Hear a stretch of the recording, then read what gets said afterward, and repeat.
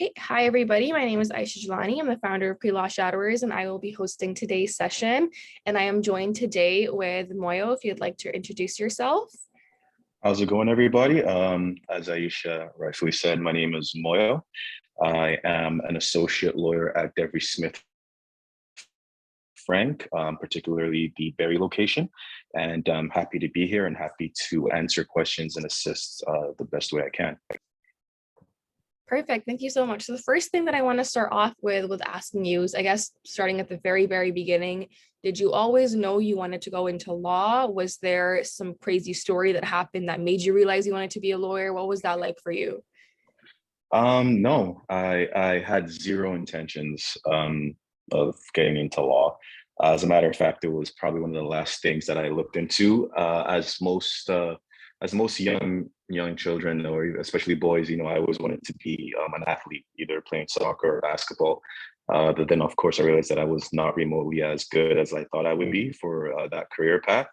Then I looked into potentially being a high school teacher because I thought I could be that cool high school teacher that all the students would love.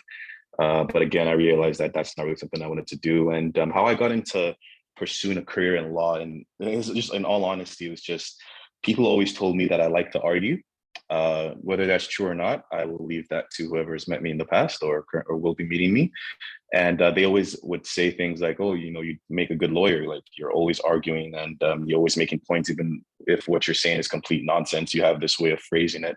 So that kind of like piqued my interest a bit, especially in grade 11. That's when I started potentially considering a career in law. And it wasn't really until my third year in undergrad that I thought to myself, okay, maybe let's see what this path has to offer, and let's see if it's something I can do. And yeah, years later, here I am. So I like that your story is not, the cliche, since I was a kid, I wanted to be a lawyer. And No, not at all. it's what a lot of us hear. Like there's usually a certain personality type that when little kids have, they tend to say, this kid's going to grow up to be a lawyer, or they're really good at arguing, or they know how to get what they want. But I'm glad that person or the people who told you that, it helped you come to your current career and everything worked out so well.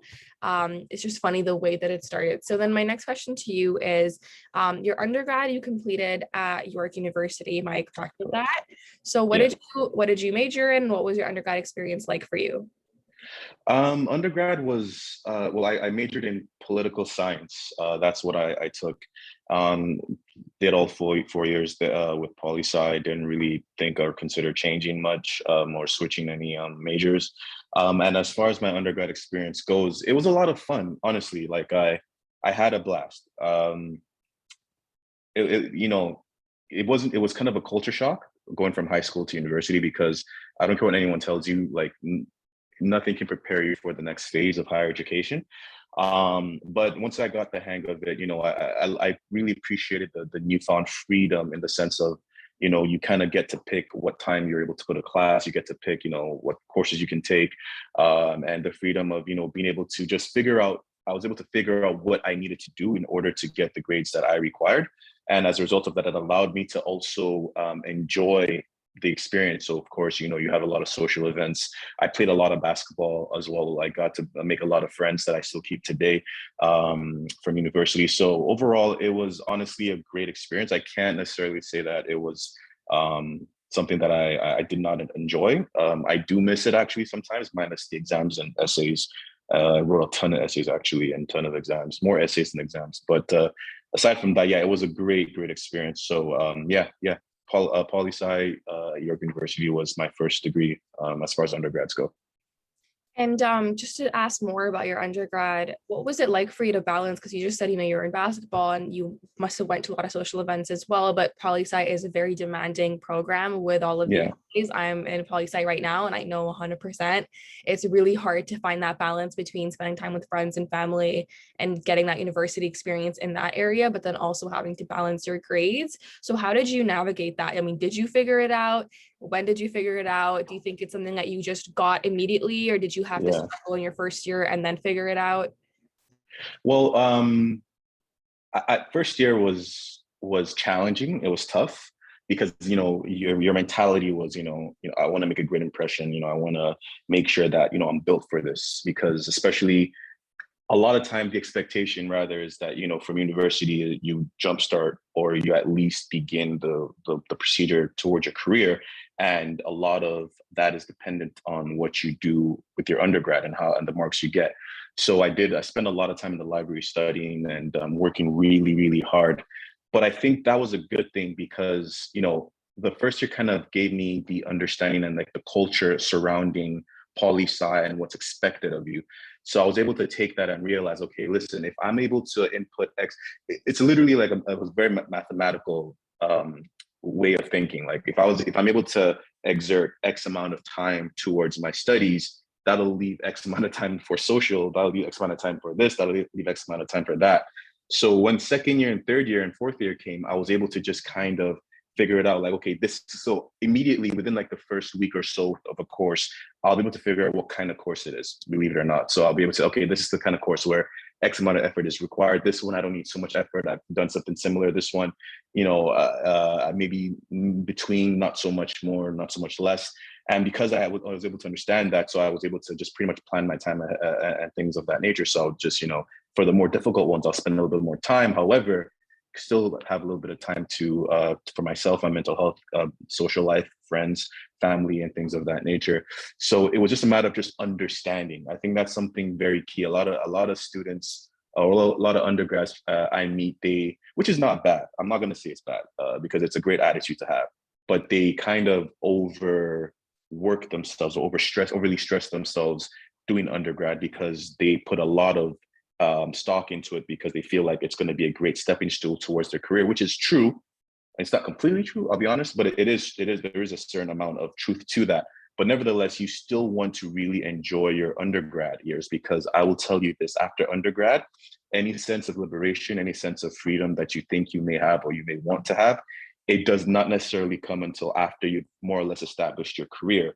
So you do still want to take advantage of that time period and really understand what you are doing, understand what you are taking, and make sure that you are getting the results you have. So for example, if I thought that I need X amount of time to study for this course on a weekly basis, and it turns out I'm not getting the grades that I require, I would like, of course, I would quickly adjust because I wouldn't end up with a grade that I never really anticipated or wanted in the first place. So just understanding your course load is really key for me. No, I completely agree. And I'm glad that you're saying that. You know, a lot of our audience is, you know, we're pre-law students, meaning none of us, well, for the most part, some of us are currently applying or some of us are thinking of applying. So we are in our undergrad, and it's always really hard to figure out, you know, how much time should I be dedicating to my studies? How much time should I go to my friends? And it's sometimes, I think, for people who are trying to go to postgrad, you get too much into your head about, I need to be studying, I need to get the grades, that you kind of miss out on a lot of other opportunities. But I'm sure that going to social events and meeting those people that you still stay in touch with, it is a part of networking. And you never know who can come in, not to see people as like useful, but you never know who can help you out at a time later in your life. Absolutely. Because of the connections that you made when you were an undergrad. But if you stuck to yourself and all you did was study, you might have the GPA, but you might not have the social experience that you also need as a lawyer, even in your day-to-day career, right? Absolutely. So I'm really glad that you're touching on that. And then my next question is, you know, you went to York, so you were in a Canadian undergrad. How come you decided to go to the UK instead of going to the conventional, usual path of a Canadian law school? I don't know if I should be saying this out loud, and I don't know if you guys would actually like my answer. I know that we're meant to be guiding my intention or intention is for me to guide you guys, but truthfully, I just did not like the LSAT. I just didn't like it. That's literally what it came down to. I could, give a very convoluted overly expressed reasoning behind it, and how I found myself going to the UK. And no, I just did not like the LSAT. I hated studying for it. I think till this day, unless they've changed the format, and again, I don't think I don't believe I should be saying this, but I'm going to be brutally honest. I think it's a weird exam. Honestly, it is. And it's something that I don't even know if I was good at it, just because I never put that much effort into it. I took it twice. I don't know. I can't remember what my marks were, if I'm honest with you. That's how little I cared for it. But people that told me, when I told them their marks, like, oh, that's decent, you might be able to squeeze into a Canadian university. But honestly, I just didn't like the LSAT. I didn't like the idea of it. And I remember just discussing with my dad, and it's another thing that kind of propelled me towards law. He was asking me, like, what is it that, what plans do you have? Like, if you don't feel like you have, because I didn't think the grades were enough for the LSAT. You don't think you have enough grades, so what happens now? Like, do you want to take a year off, whatever? And I don't like being idle. I could have maybe perhaps worked for a year or two, but I just don't like being idle. If I know my goal is to, be a lawyer, I want to always be working on that. That's just me. I just want to be working on that goal until I achieve it. So I did some research. I looked into other avenues as to how you can become a lawyer. And I realized that, one of the outlets that you can use is to, literally obtain a law degree from the UK, because Canada and the UK, have similar structures as far as law goes, the common law system. It's one of the better suited degrees that would allow you to come back into the country and begin practicing law. It is a bit of a longer procedure as far as qualification exams go, but it was something that I felt like I was, more suited for. It just suited me more as far as, getting that degree or becoming a lawyer. And I, obviously look at the numbers because it's not cheap. And at the time, anyway, it was about the same thing. If I'll be honest with you, when you factor in cost of living, accommodation, tuition, at the time, I have to really emphasize on that. What I did then may not count now, so I still implore you to do your research. But it was about the same thing as going to school here. Of course, it'll be a little bit more expensive given, unforeseen costs and things of that nature. So it just kind of made sense to me, like, why continue to do an exam that I know I'm not really built for and I don't really care for and I don't like, when I can, get, the exact same result that I want and still spend more or less the same amount of money and, get the same results and the end goal that I wanted to obtain. So that's how I ended up in the UK. And it was a great decision, I'll be honest with you. But really and truly, and after, like, if you just really strip down all the layers, I did not like the LSAT. I did not like taking it. No, I really, really appreciate your truthful answer. And you're not the only lawyer on our page to say this. A lot of them say, like, even if they took it, they say that they don't agree that this is a good way of testing if students are capable of going to law school or not. And that once you're there, no one cares what your LSAT score was. No employer asks, like, no one really looks into that. Exactly. It's just a matter of getting into law school. So we're hearing that a lot. And I think that's why a lot of students are looking into going to the UK as well. We can say that it's for that travel experience and for all these great reasons, but I think at the end of the day, everyone's kind of base reason is that it means they don't have to take the LSAT. And I guess it's not, and no one can view it as a shortcut or anything either, because when you come back, you have to you do the qualification exams and everything. So it ends up, I feel like, roughing out to the same amount of time that you would take studying. Exactly. It really is. So it doesn't, so I guess people can't view it as a shortcut or anything else like that. But your answer is very truthful, and that's what we need as students. We don't need the sugar-coated version of why things had to happen. We need to know the real stuff. Absolutely. So thank you for that. And then my next question to you is, okay, so then you decided you want to go to the UK law school. What was the application process like? Is it similar to what it's like here, where you do a personal statement, your GPA, your references, everything minus the LSAT? What was that like for you when you're applying to the UK, and how many schools did you apply to? Right. So the thing about the UK is that some degrees, such as medicine and law, are seen as undergrads, their first degrees. So I could have literally gone straight out of high school. As a matter of fact, I think as an added measure, I may have applied by giving my high school transcripts, but it was just I wouldn't say as easy, but it was as similar to applying for your undergrad degree. You just go on the web-based portal or database, create an account, you click the universities that you wanted to apply for. Of course, you require your transcripts for your undergrad, and you need to make sure your grades are up to par. Depending on the university, they'll have the prerequisites as well. So they would say, to enter this law program, you need an X GPA of so-and-so, and then of course you have to make sure that you meet that standard. I would say even if you don't meet that standard, still apply anyway. You never know, you might still get accepted. And it was just literally the same thing as applying for undergrad here. The amount of schools, I only applied to 3 schools, I believe. Birmingham, I can't remember the other 2. I think Leicester and something else. Honestly, because I don't remember. But the reason why it was only 3 schools, because at the time, and again, I think it's different now, those were the only schools that offered something called the accelerated program. So with law, and I think they did this on purpose to cater to Canadian students or students from common law or Commonwealth countries, because they understood that they could come back to their country, their home country, and pursue their legal careers there. So basically what the accelerator program was that if you already had a first degree, you could do the law program within 2 years as opposed to 3. So it's not an undergrad for you, it's more a second degree / master's type of thing. So that's why I applied for those 3 universities, because I did not want to take the full 3-year undergrad law course. Instead, I did 2 years and at the time was the only few universities in the UK that were offering that program. I believe now a significant amount of universities are not offering it, and if not all of them. But yeah, it was I had limited options at the time. And once you did apply and everything, I just want to know, how long was your law degree in the UK? I think in Canada it's 3 years. Was it the same amount of time, or was it cut down to 2 years? I know that right now for some people who apply, I believe if you're applying after high school, it can be cut down to 2 years, meaning you did your undergrad. I'm not sure what it was like for you though. Yeah, it was 2 years, because at the time when I applied, I already had my poli-sci degree. So I did the accelerator program from the University of Birmingham, and I pretty much did a 3-year course, which was what was meant to be a 3-year course in 2 years. However, I do know of a couple of people who either didn't finish university or they came out of high school and they couldn't apply for the accelerator program. So for them, it was 3 years. So it took 2 years for me to get that degree. And then just generally speaking, what was the degree like for you? Let's start with actually how you adjusted to being there, because of course, even though you know common law wise Canada and the UK are very similar, lifestyle wise there are a lot of differences.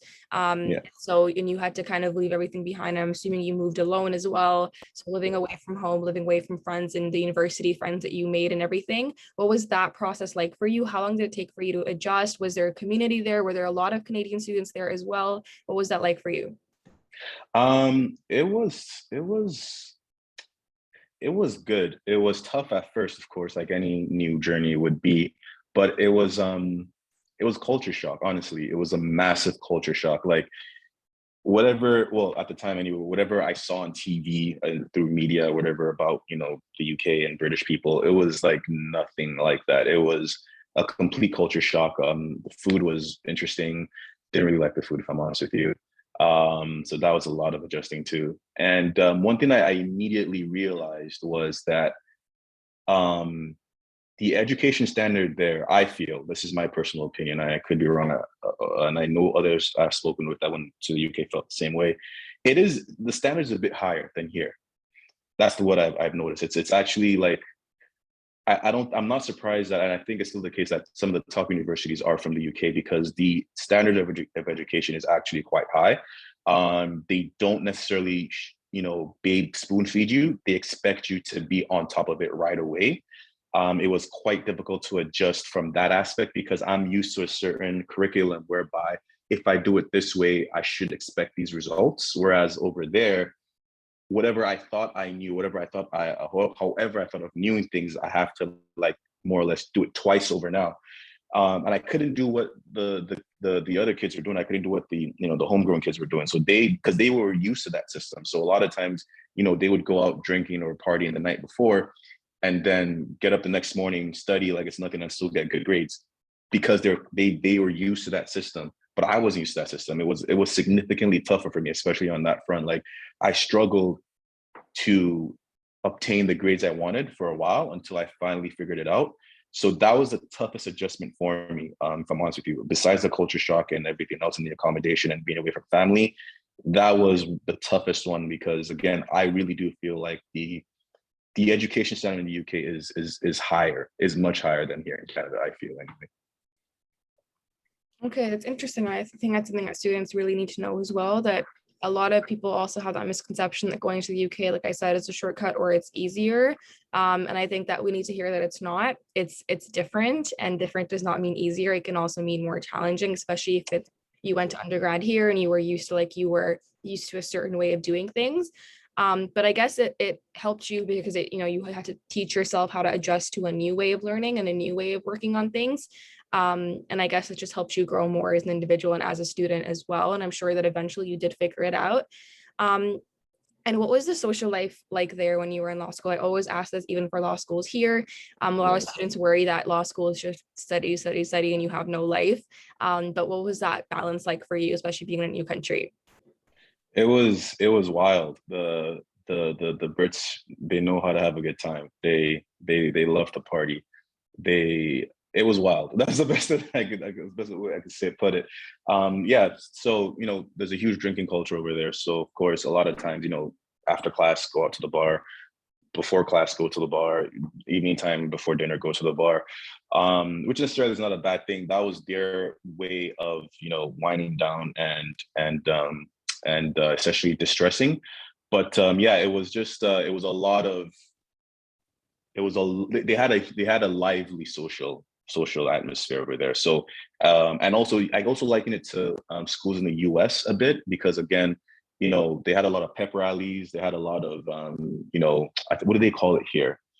Frosh, like something similar like frosh. So they had a lot of that as well. It pretty much was like all year round. So it was not hard to essentially socialize with others, because every time or every day or every night there was something going on. Whether you were into it or not, you are bound to meet individuals and get to know them more, and build your network. They were actually very friendly. They do. I don't know if they still do, but to me anyway, they love Canadians. They obviously will think you're American at first because of the accent, but once you tell them you're Canadian, it's like they immediately switch, and it's like, oh my God, you're Canadian! Like, I love Canadians. You guys are like so cool. And so it was easy for me using that little niche there to get to know more people and socialize and things of that nature. And because of that, I was able to kind of feed off of them and try to understand the education system, and that kind of helped me better study and better prepare for assignments and exams and things like that. But in a nutshell, it's wild. Like there's not a dull moment in the UK. But what I would say is this, and it's something I learned very very quickly: you cannot do what they do. Well, when I say they, I mean like the locals, the UK students. You can't do what they do and expect the same results, because, like I said, they're used to this. This is their lifestyle. This is how they do things. This is how they climatized. They pretty much know that if I do this, I'm able to still survive, because I figured things out. I've been in the system more or less my entire life. Again, the education system, again, according like my own perception, it's significantly higher than it is here. So doing what they do and expecting you to get the same results that they have, don't bank on it, because you may have to now work triple or more, or double what they're doing to at least get half of the results that they're getting. Because again, they've been doing this for years. They're in the system. They understand the system, and you might still be learning the system. So if you can avoid, I wouldn't say necessarily avoiding a social life, but if you can more or less avoid the late nights, the parties, and things like that for a bit, sacrifice that until you feel like you have a good understanding of what's required of you to essentially flourish in that system, then go for it. For me personally, I'll be honest, I rarely went out. I went out a couple of times in the beginning, but then I realized that this just was not working, because again, I found it very difficult to keep up. So I more or less isolated myself. Then I became that person I didn't want to be in undergrad. I studied most of the time. I was always at the library. I was up night, literally when my roommates were coming in from parties, I was still up literally studying, reading books and doing readings, and making notes of lectures and things of that nature, because I knew that, listen, I don't fully understand this system yet. And all I know how to do to understand it is just literally just bury my head in books, and hopefully this will work out for me. So that was, like I said, that was the major adjustment that I had to make moving over there. No, thank you for sharing. And I think that's really important for students to know that, just because you're going to a new country, you can't just like it will take you time. And if burning your head in books is what helps you get the grades, at the end of the day, you're paying so much and you're in a whole new country. You made this decision to come here and not stay in Canada. You want to make it worth your while, not just socially, but grades wise. You want to make the most of it. And if that means sacrificing a party or two or staying home for a bit, and figuring out what you need to do, I think that's really, really important. And I'm sure that there were some days where you did go out because you figured things out, or there was a little bit of a slower week or whatever it might have been. But it's just finding that balance. And you're completely right about the education system in the UK being, I want to say, more advanced. I know it's in very different ways, and that's why. Even just their curriculum when you are in high school, for example, the GCSEs, the A levels, the way that is built. I did that system because I was in the Middle East, And that was the UK system we did. And then when I moved here, at the end of high school, I was shocked at how, I want to say, behind high school curriculum here was in comparison to some of the things that I had learned when I was doing the UK curriculum. Yep. It was things I learned in math and sciences in like grade 9, but we were being taught it in grade 11, grade 12. And so I definitely agree that I think they're more fast paced and they push you a lot more there. There's no spoon feeding. It's a lot of pressure with A-level marks, GCSE marks, and it's an international thing. Like you're competing with international students when you're doing you're writing these exams. And that's why there's so much pressure. And that's why they're better suited for the curriculum that is then given in UK law schools or UK universities in comparison to what we are used to when we go to high schools and elementary, and we've lived all our lives and done an undergrad in Canada. So I think that's something that people need to take consideration as well. If you're looking into going into a UK law school and you've been here your whole life, that it won't be the same. So I'm really, really glad that you talked about that, because I don't think we've had any, UK law school alumni here that has actually talked about that part of it or that aspect of it. They've always spoken very positively, maybe because their experience was actually very positive, but it's nice to know that, these things can happen too, but that you can eventually figure it out. And it's good for students to have that heads up as well. So thank you for talking about that. And then when you came back and, you had to come to be working here, you had to get licensed. What was that process like for you? I know it's multiple exams you have to write. How long did it take you to do the whole thing? And then when you eventually took your bar as well, what was that whole timeline like for you? How long did it take? I want to say it took about a year and a half or maximum 2 years. I honestly don't remember, and my memory is not the greatest, but it was a long process. It felt like a long process, because the thing is that when you come back, you have to do something called, what is it called? The qualification exams. Why am I blanking out now? The NCA? NCAs. Thank you. Non-accreditation something. Anyway, the NCAs. Yeah. So you have to take the NCAs, and the thing about that is, they don't necessarily have a fixed amount of exams you need to take.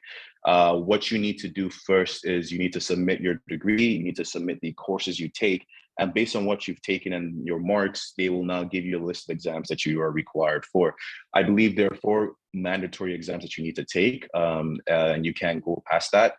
So you're already going to do 4, and then based on your marks and the course you took in the UK, they'll add on to that.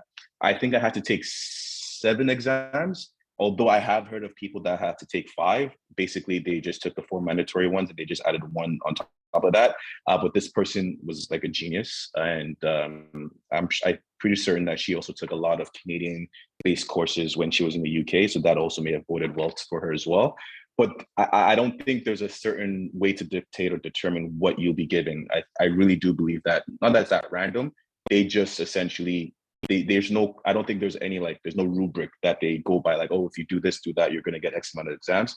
They make the final decision. It's arbitrary on their end. So I had to take 7 exams, and they give you like a window. So I think there are 4 or 5 windows in a year.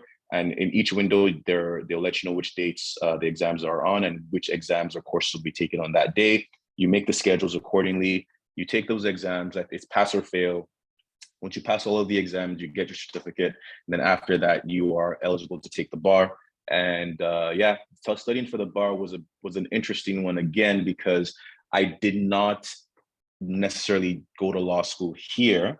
A lot of the things that I studied in the bar, I'll be honest, were similar concepts or principles, but the actual practicality of it was significantly different from the UK. And one thing I would say for those who end up or who are in a position to take the bar, one thing that really helped me was getting an articling position prior to taking the exam. And the reason I say that is because, and it depends on the kind of learner you are. I'm a very visual learner. That's how I am. Like if I read things, it's really hard for me to understand it. Shocker. I don't know why I pursued a career in law, but it's hard for me to understand it when I read it. Whereas if I was to see it and see someone do it or someone show it to me, I immediately grab onto it and I gravitate to it. So that really helped me, because a lot of things that I was reading for the bar, I was literally practicing at the same time, because at the law firm I was articling at, they would, for example, the real estate course portion, a lot of things I read, it made complete sense to me because I was already practicing and living it out. The family, I used to do a little bit of family law during my articling. I was able to understand it because I was practically involved in it. Criminal, I did a bit of criminal as well. I was able to understand it better and grasp it easily because I was practicing already. So that is something that would help you. And with the bar, what I would also say is, well, let me talk about the NCAs a bit, because I think I kind of just breezed over that. The NCAs, basically, they give you like what's it called? They give you a syllabus of what you're expected to study for. You get the books and then you study for it accordingly, and then you answer the questions. It's all essay questions. Again, like I said, it's pass or fail, get 50%, you're good to go. You're allowed to take cheat sheets into the hall, so you can literally have the book with you and just flip through it and literally regurgitate what's ever in the book and put it on the paper. I did not find the NCAs challenging at all. Personally, I know of some people that have the same opinion. For me, they were really easy exams. I'll be completely honest with you. So, and I think that's why people may think, or they have the conception that, going to the UK is easier or shorter, because the NCAs are not a very challenging exam. I'll be completely honest with you. Literally, again, I don't know if I should be saying this. A lot of us, what we would do is we didn't even really buy the textbooks. We found there are people online that are literally selling cheat sheets or notes on the exams, and it pretty much mirrors the syllabus. And we just bought that, studied it, made sure we understood it, and then we just took the cheat sheets into the exams, and that's what we used. And we got passing grades. Again, 50%, I believe, isn't really hard to get. You literally just at least just make it sound like you know what you're doing, and you should get that passing grade. That's my own perception. I don't know if they've changed it since then. They may have, who knows, do your research. That's something I always tell people who are trying to get into law, always research, because things may not, the path I took may not be the same that you'll be required to take. But yeah, for the bar for me is a whole different beast. I felt like I was doubly disadvantaged because, again, I didn't study here. I didn't go to law school here. And beyond that as well, even though I understood the practicality of it, you have to remember that it's multiple choice, and you have at least 1 minute per question to answer. And I can't remember how many questions, but there's a ton of questions that you need to go through. And they give you the course books or the course load, which are thicker than the Bible. And the Bible is, well, I'm sure you guys have an idea of how big the Bible is. So you're looking at like 4 to 5 Bibles that you have to pretty much understand. And not just understand, you have to flip through to get the answer to the questions, which brings me back to my hatred for the LSAT, because I found myself using a similar tactic that I use in the LSAT, because now it's not so much more about what you know, it's more so how quickly are you able to find the answer. So, which again frustrates me, because you don't necessarily need to know anything about law to pass it, more or less, if you really, really think about it, right? If I just know, if I've studied the table of contents and I see the question, and I know, okay, this can be seen in section so and so on page so and so in the book, I quickly flip there, I read it, and I put it in. That doesn't necessarily mean that I actually know what I'm talking about. It just means I was able to find the answer.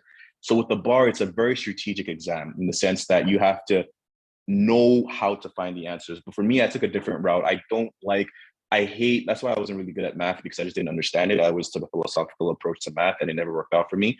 I hate just writing the answers or just writing things down because that's the answer. I also like to understand it. So for me, I took a different approach. I did understand it. I did actually study the bar material. And it actually helped me, because a lot of times I didn't have to flip through the book. I just literally, oh yeah, I remember, I understand how this works. So yeah, 30 days or so to submit an offer, or to submit an application. This is what you do when you want to submit a defense, a counterclaim. So because I already studied it and I understood it. But a lot of my friends, especially those that went to law school here, what they did was that they formed groups. They literally created a syllabi, is what they called it. And the syllabi is more or less kind of like a table of contents that detailed, and it was in alphabetical order, that detailed each term or definition or topic. And then whenever that topic came up in the questions, you just pretty much refer to that syllabi, and it'll tell you what the page is, and you go there and you find the answer there. So it's another strategic exam. It's not necessarily based on what you know, but more so how well and quickly can you find the answer. So I would just kind of like a cautious statement there with regards to those who are on the cusp of taking the bar or intend to practice law here. No, so again, what you're saying about the bar is what we've heard that before too. Again, the same thing about how it's not really testing you. I mean, the fact that it was like open book technically just kind of shows that it's not testing you on what you know that Absolutely. much. And it's more how well you know the book, not how well you know the material. And I guess it just depends. Some people, like you said, in your case, are able to study the material. Some people don't have the time, or that their brain just will not work that way on the day of the actual bar exam. Um, but I'm surprised to hear that the NCA exams are not as hard. I don't know why I thought they'd be really difficult, because I always thought that was like that would kind of turn people away from going abroad, and it would kind of that's why people didn't want to go to the UK as much, because coming back and licensing was a really difficult process. And 7 exams, it sounds like a lot. A Um, lot, yeah. so, but I mean, if it's 7, but it's pass fail and it's not too difficult, and you're allowed cheat sheets, I guess it does add up. Plus, you did your degree in 2 years, whereas everyone else who was in a Canadian law school would be doing it in 3 years. So I still feel like you still ended up at the same time, because they, after graduating after 3 years, they would be doing their articling, and then they'd be doing their bar as well. Mm. So I guess it just still adds up. I thought 7 exams It evens out. Yeah, it does even out at the end of like, the day. yeah, like I thought you'd be behind going to the UK, but you're not behind, but you're also not done early than anyone else. So it's literally the same Yeah. thing, I feel like. But I'm interested to know how you landed a position, working at a law firm here when you were taking your bar exam, because one thing I hear often is that when you go abroad or when you go to the UK, you don't have the advantage that Canadian law students have of being able to get their 1L summer job or whatever it might be at a law firm here. So how did that work out for you? Was it difficult, or was it actually a pretty streamlined process? It was it's difficult because especially for those with the that study in the UK. So again, if you're considering that option, what I would say is be very careful and be very confident in yourself. Be very confident that you are going to do an amazing and incredible job and at getting your degree to the point where if you want to work for a firm, they can't say no to you because of your credentials. Be confident in the sense that once you get your degree in the UK, you're going to start your own firm, your own business here, and it's going to flourish. Because again, practicing law is one thing, but then being a principal lawyer or running a law firm is a completely different ballgame that involves a plethora of other aspects beyond having legal knowledge. So I just want to say that because again, it's all about weighing your options. It really is. If you want my personal opinion, I don't know if this question is coming. I personally feel like it may be beneficial for you or be better for you to stay here than to go to the UK. That's just my own take because, like you rightfully said, coming back, I don't want to say put you at a disadvantage, but law firms do look at where you studied and they do favor homegrown firms or those who studied law in Canada than those who studied law abroad. So just keep that in mind. For me, I was so lucky because before I graduated high school, I actually started working at a law firm as a secretary, or is it a legal assistant is the term now? But in any case, so I started working there, just answering phones, opening files, and things of that nature. I did that throughout my undergrad. So as I was working there, actually the lawyers, they were a general multi-purpose firm, but they also showed me a couple of things that I could do, like how to open files, how to submit motions, how to file things at the courthouse, how to the procedure for real estate transactions. Actually, I learned at that early age. So that kind of helped me to just build that relationship. And of course, when I went to law school, I went away. So I was pretty much at that firm. I worked there every summer. So again, a lot of this is sacrifice,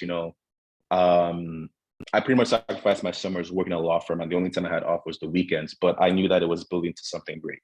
So when I came back from the UK after I had done my degree, I of course just reached out to them and said, hey, by the way, I'm done my degree. I was hoping or looking to article with the firm.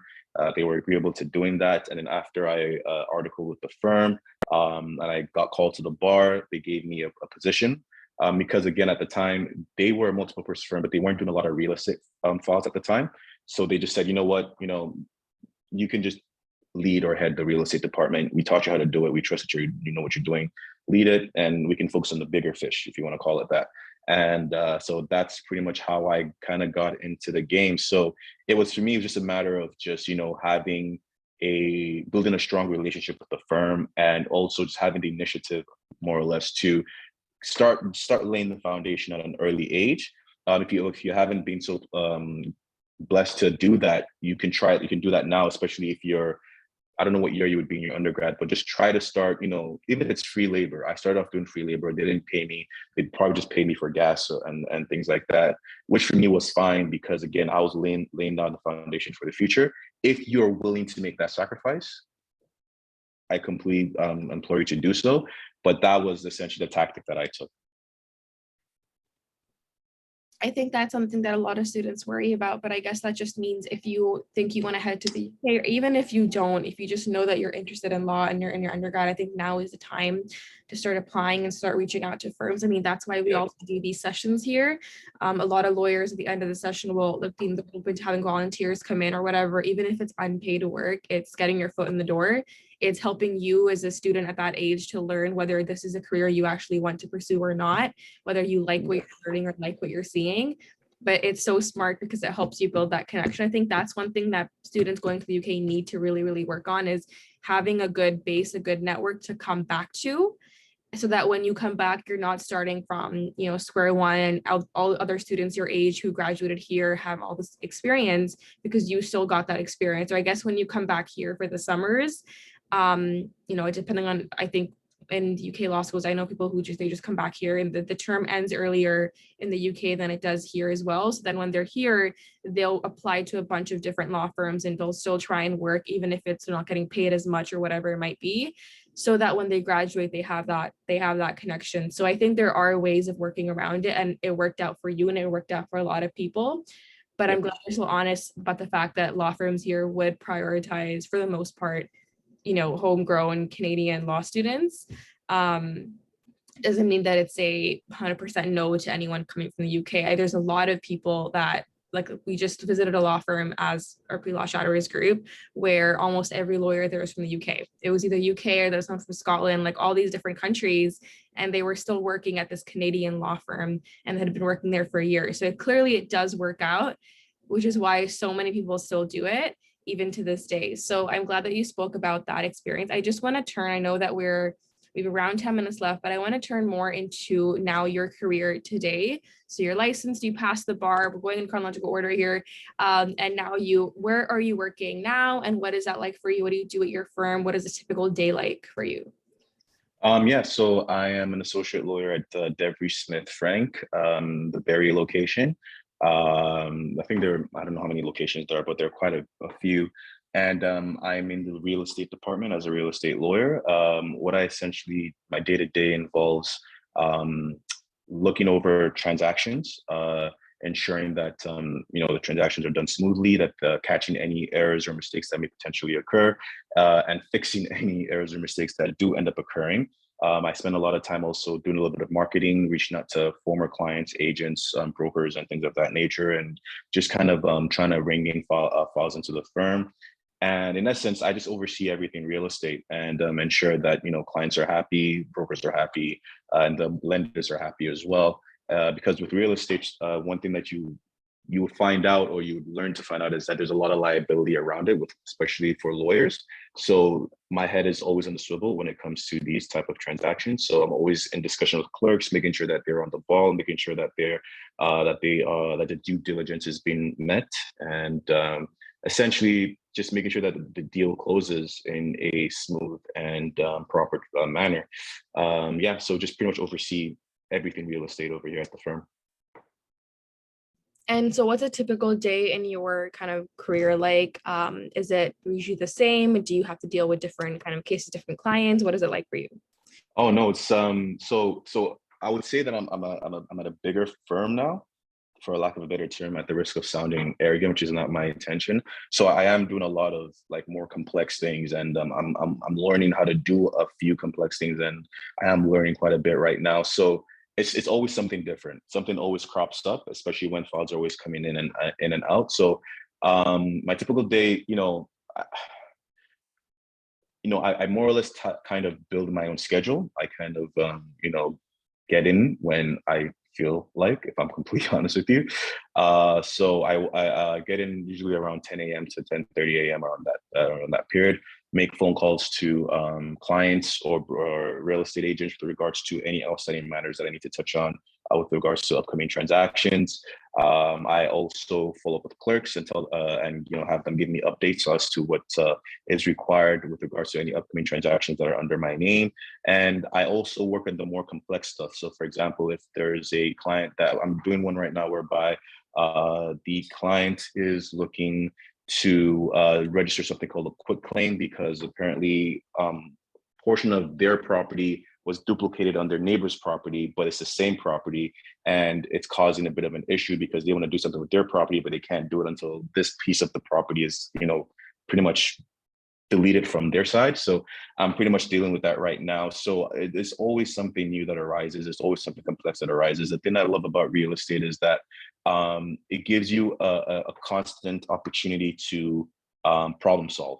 I'm always in the situation where I have to fix an issue that arises because it's based on a lot of communication and correspondence. So there's no set fixed way of doing something. So if something arises, it's definitely going to be different from the next time. And I always have to think of unique and interesting ways of having it rectified. And that's one thing I thoroughly enjoy about real estate. And that's really my main role, main role rather, not main goal. Main role is essentially just fixing any issues or errors that may arise, whether it's by the other party, whether it's by a firm, or whoever makes the mistake. It's my job to essentially dive in and clean it up.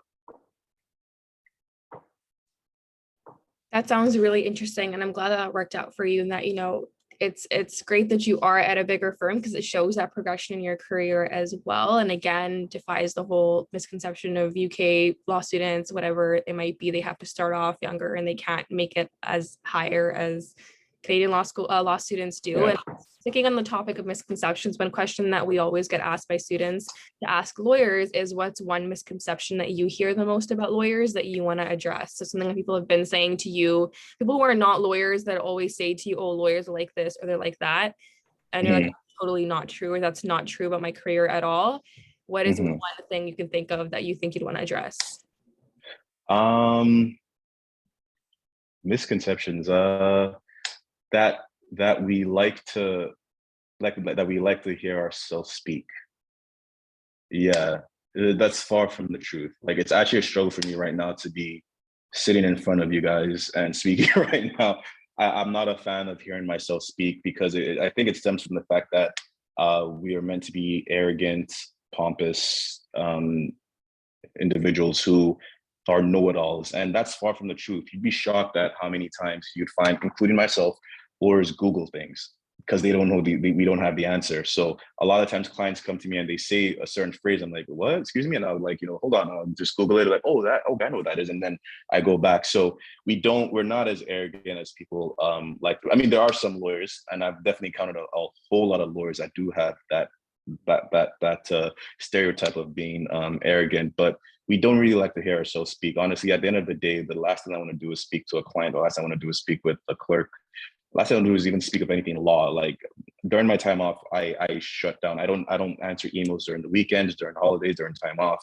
I don't answer phone calls. I leave it all. I'm done with it, and I'm enjoying my time, and I revisit it the following day. So yeah, we're not all very arrogant. We don't all like to hear ourselves speak. As a matter of fact, we can only take this for a limited period of time. So once we've reached our threshold, we're like, okay, we're good.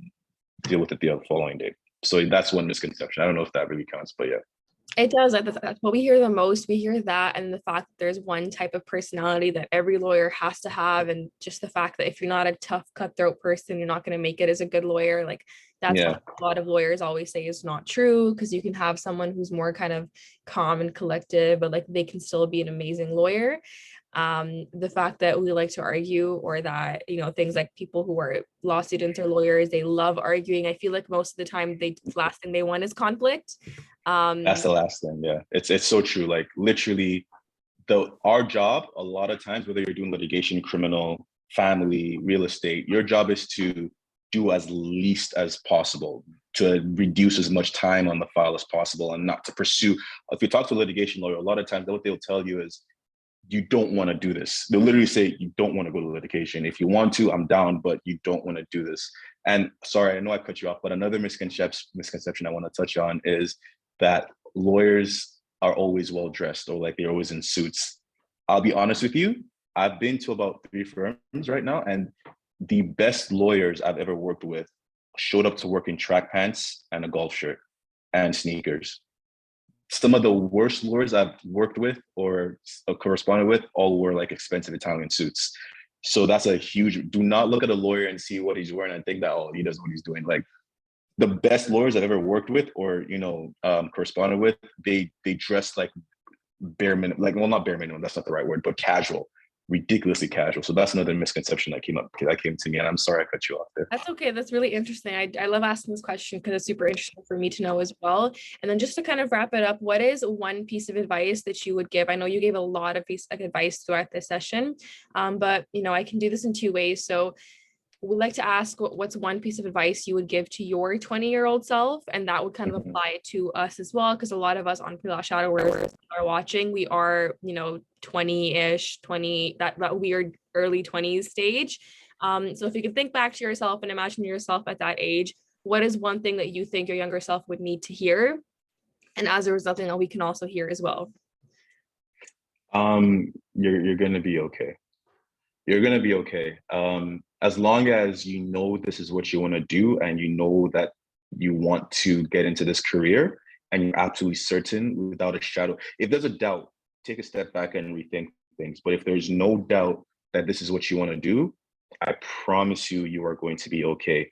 It doesn't because, a lot of times we have this mentality that, one setback means that, the journey is done. It's never done. Even if you fail, doesn't mean you're a failure. I'll be honest. I've had my fair share of failures on the way here, whether it was high school, undergrad, whatever the case may be. Not just even academically speaking, just in general. But you are truly going to be okay. You can again. I don't know if I should be saying this. I never made honor roll, whether in high school. I never got great grades in undergrad. I never got great grades in law school. And, I sometimes look at myself and where I am at and how I was able to achieve what I have now. And it's incredible to me because, you just keep that drive. With one door closes, another one opens. You just got to keep figuring out how to do it. And that's why I always, I don't necessarily discourage people from going to the UK. I just want to let them know that that's not the only way. There are multiple avenues to get to where you are, and it's up to you to find those paths. And you have to do your research. You have to speak to those who have done it before you, but also you have to make sure that you are certain that this is what you want to do. If you've made that decision that you want to do this without a shadow of a doubt, you are built for it, and you just need to keep going and keep going and keep going. And that's something I would have told myself, because a lot of times I just felt like quitting. I was just mentally exhausted. I was defeated. I felt like I just didn't want to do this anymore. And, I felt like every path that I took to get here was completely worth it. I don't think I'd change anything. If I'm honest with you, I would still take this exact same path. But in those times when I was down, I would just tell myself, listen, you're going to do this. You can do this. You have the ability. So yeah, that's it. You can do this. Just make sure that this is what you want. If it's what you want and you're certain and there's no shadow of a doubt, you'll be right. I promise you. Thank you so much. That was great, even just for me to hear. I know that people that are watching are probably finding that very useful as well. And I think it's so true that if you have no doubt, if you're sure of what you want to do, you'll get there one way or another, even if not the path that you intentionally thought you would take. You'll find your own path, and you'll still get there no matter how long it takes. So I think that's very, very motivational, especially for us at this age where the finish line it seems really far away. I think time will fly by, and I think that all of us that are watching will figure it out in our own way. We'll either figure out that this is what we want to do or that something else is better for us.